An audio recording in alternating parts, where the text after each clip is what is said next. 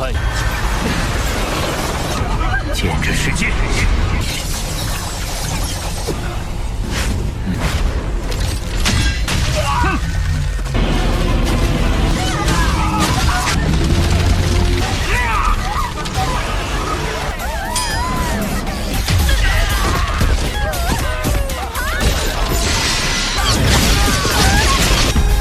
拐卖人民，但他们的罪恶也离。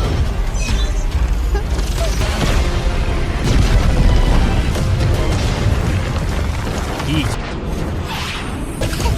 想逃？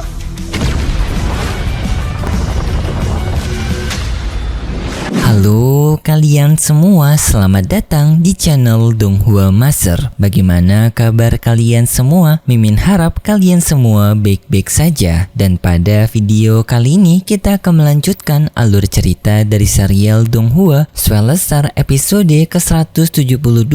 Dan sebelum kita masuk ke cerita terbaru, mari kita sedikit mengingat cerita sebelumnya. Yang dimana pada cerita sebelumnya Lo Feng bertemu dengan Hong juga memberikan kabar yang mengejutkan kepada Lo Feng bahwasannya Hong merupakan murid dari seorang Master Universe Slot yang bernama Master Kekosongan Emas, sekaligus merupakan gurunya Shihuo juga, yang artinya Shihuo dan juga Hong memiliki guru yang sama, tetapi Hong lebih spesial karena sebenarnya guru utama Hong adalah pendiri dari Battle X Colosseum, tetapi setelah Hong mencapai ranah dari Andi Ying, baru ia akan menjadi murid resmi dari pendiri Battle X Colosseum. Dan setelah itu juga Lo Feng ditemui oleh Master 9 Pedang yang ternyata Master 9 Pedang ingin membeli planet bumi juga, tetapi Lo Feng menolaknya, yang pada akhirnya pihak dari Virtual Company mereka hanya membeli bagian lautannya saja. Dan setelah itu Lo Feng juga mendapatkan misi baru yang dimana misi ini memiliki 4 tingkatan, yang setiap tingkatannya Lo Feng akan mendapatkan perhitungan poin kepuasan. Setiap ia bisa mencapai 80% kepuasan, maka Lo Feng diperbolehkan untuk melanjutkan misi sampai menyelesaikan keempat misi ini. Dan misi pertama Lo Feng disuruh untuk membersihkan organisasi yang disebut sebagai Phoenix Api, dan itu merupakan inti cerita pada cerita sebelumnya. Kalau gitu pun sekarang langsung saja kita masuk ke bagian cerita terbaru. Cerita ini berlanjut dengan diperlihatkan para anggota Phoenix Api yang mengancam kepada para anggota ras pohon, yaitu penduduk dari planet Bas, untuk memberikan kompensasi atas mereka yang telah sebelumnya gagal untuk memberikan hasil dari panen bunga api pelangi yang telah dimintai oleh anggota Phoenix Api, yang dimana para suku planet Bas mereka kekurangan 30% hasil tani, dan untuk membayar kekurangan 30% itu maka suku planet Bas harus menggunakan populasi dari mereka sebanyak 30%. Para suku planet Bas yang mereka sangat lemah, mereka pun mau tak mau menyerahkan 30% populasi mereka kepada anggota Phoenix Api. Tetapi di saat itu anggota Phoenix Api merasakan adanya aura pejuang yang bersembunyi di balik kubuk dari suku planet Bas, yang di sana anggota Phoenix Api memeriksanya dan ternyata itu merupakan seorang pejuang yang berada di ranah dari Star Travel tingkatan kedua. 大人，你们必须带走。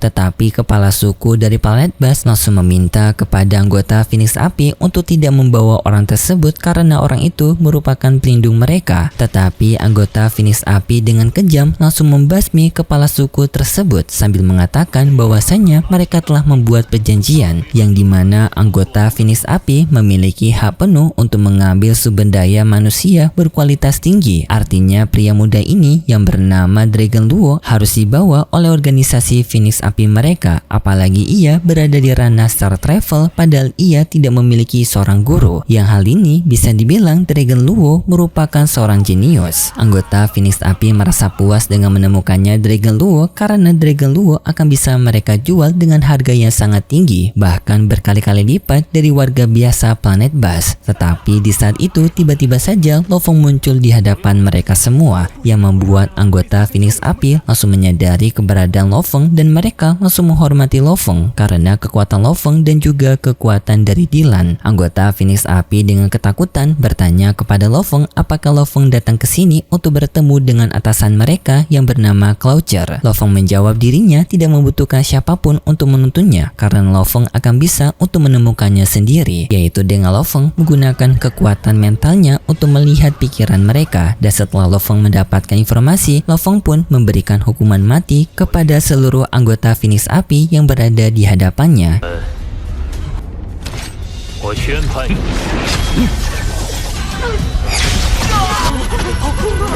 Yang langsung pun Lo Feng menghabisi mereka semua, dan sekarang Lo Feng akan membereskan masalah lainnya, yaitu dengan mengejar Cloucher. Sedangkan untuk para warga dari planet Bas, mereka akan diurus oleh Virtual Company. Artinya Lo Feng tidak perlu memikirkan mereka dan berfokus untuk membersihkan organisasi Phoenix Api. Lalu pun Lo Feng pergi ke pusat dari markas Phoenix Api yang berada di planet Bas.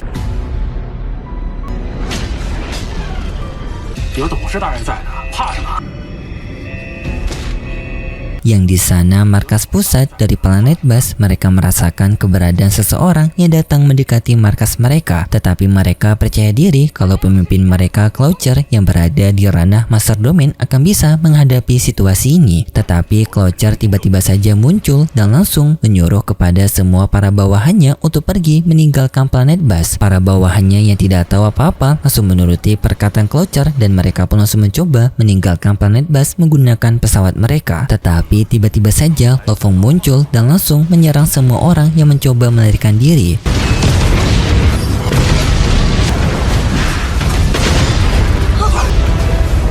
Dengan Lo Feng menghancurkan pesawat-pesawat mereka, seketika tidak adanya orang yang bisa kabur meninggalkan planet Bas ini. Lalu pun Cloucher bersama dengan para orang yang selamat lainnya, mereka langsung berkumpul dan melihat kedatangan Lo Feng bersama dengan Dylan.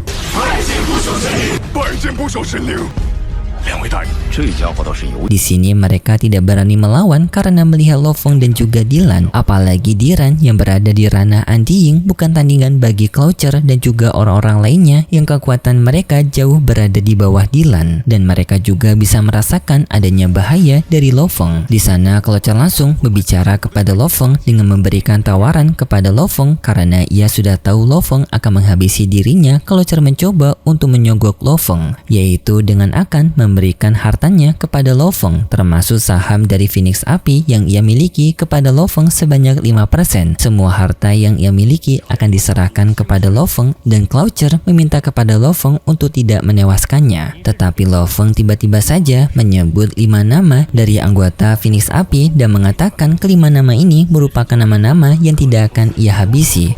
49名横克里夫斯多克无罪。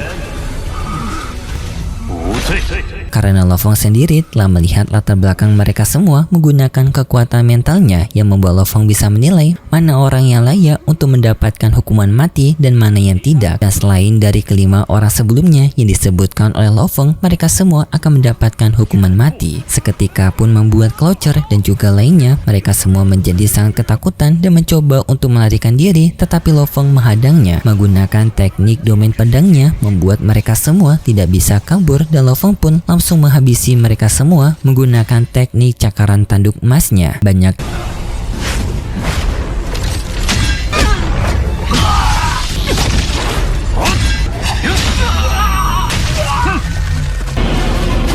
nyawa dari anggota Phoenix Api, mereka semua tewas dengan serangan cakaran tanduk emas. Yang dalam penyerangan ini juga tanpa tubuh tanduk emasnya, Lo Feng merasa puas dengan apa yang dilakukan oleh Lo Feng.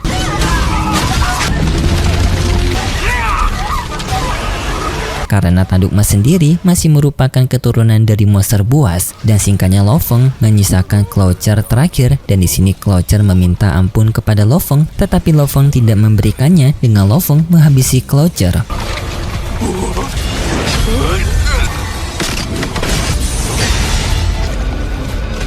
mengakibatkan Cloucher tewas dan Lo Feng telah berhasil membasmi semua orang bersalah dari anggota Phoenix Api yang berada di planet Bas. Dylan juga bertanya kepada Lo Feng bagaimana Lo Feng bisa menghabisi nyawa banyak orang dengan sangat santai. Lo Feng tidak menjawab hal tersebut karena Lo Feng sendiri juga tidak bisa menjawabnya karena unsur buas yang ia miliki itu bukan berasal dari tubuh manusia tetapi dari tubuh tanduk emas. Jadi bisa dibilang bukan tubuh manusianya Lo Feng yang melakukan serangan sebelumnya tetapi merupakan tubuh tanduk emas. Tetapi misi Lo Feng sekarang masih belum selesai karena organisasi Phoenix Api dipimpin oleh 18 besar kepala pemimpin dan Cloucher merupakan salah satu dari 18 tersebut. Artinya sekarang masih tersisa 17 lagi. Tetapi singkatnya dalam cerita ini untuk 16 pemimpin kepala besar dari anggota Phoenix Api hanya diperlihatkan sedikit bagaimana Lo Feng menghabisi mereka, yang intinya 16 kepala pemimpin dari Phoenix Api lainnya mereka dibasmi oleh Lo Feng dengan sangat cepat.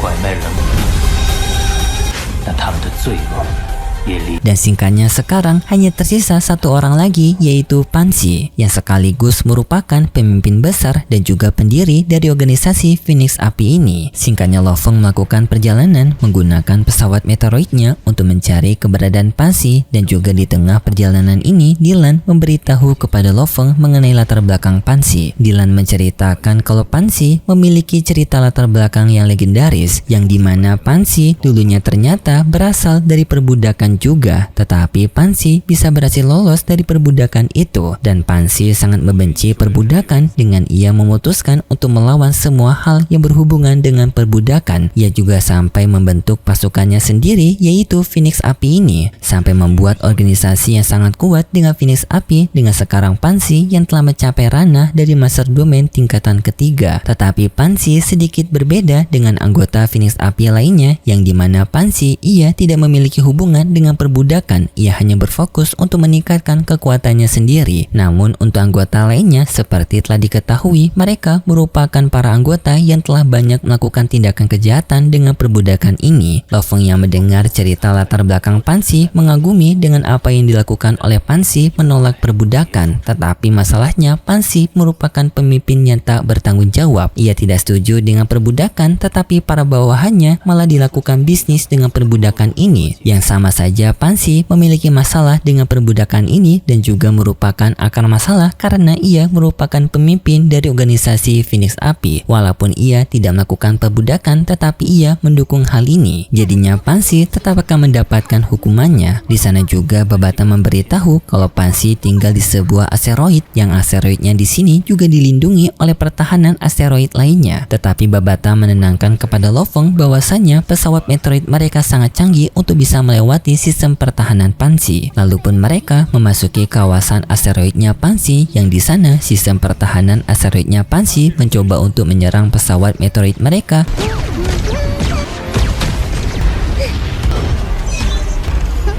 Tetapi pesawat meteoroid mereka bisa mengcounter sistem pertahanannya Pansi yang sampai membuat sistem pertahanannya Pansi hancur. Dan juga asteroidnya Pansi terlihat yang ternyata merupakan pesawat kelas E9. Lo Feng pun menyuruh kepada Babata untuk menghancurkan pesawat itu. Tetapi Pansi mencoba untuk melarikan diri dan Babata tidak membiarkannya dengan Babata mengejar Pansi menggunakan pesawat meteoroid.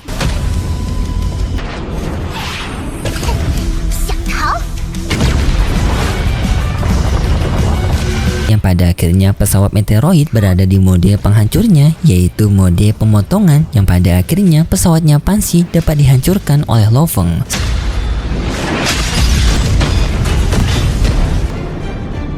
Setelah itu pun Pansi keluar dari pesawatnya menemui Lo Feng dan juga Dylan yang keluar dari pesawatnya. Pansi dengan hormat bertanya kepada Lo Feng kenapa Lo Feng mengejar dirinya padahal Pansi sendiri tidak memiliki masalah dengan Lo Feng. Dylan menjawab, lucu sekali perkataanmu ini, padahal kau sendirilah yang telah menyerang kami duluan yaitu dengan sistem pertahanan meteoroidmu sebelumnya. Mendengar hal itu seketika membuat Pansi merasa malu. Di sana Lo Feng menjelaskan kepada Pansi dan juga Lo Feng memperkenalkan kepada Pansi kalau dirinya merupakan Lo Feng berasal dari virtual company yang ditugaskan untuk membersihkan anggota Phoenix Api yang dimana sekarang anggota Phoenix Api hanya tersisa Pansi seorang diri dan Pansi sama seperti anggota lainnya nantinya akan mendapatkan hukuman mati dari Lo Feng. Pansi menyerahkan dirinya karena dirinya juga sadar ia tidak akan mampu untuk melawan Dylan yang berada di ranah Anding. Lo Feng menjawab Dylan tidak akan ikut campur dalam pertarungan mereka, hanya dirinya saja yang akan menghadapi Pansi.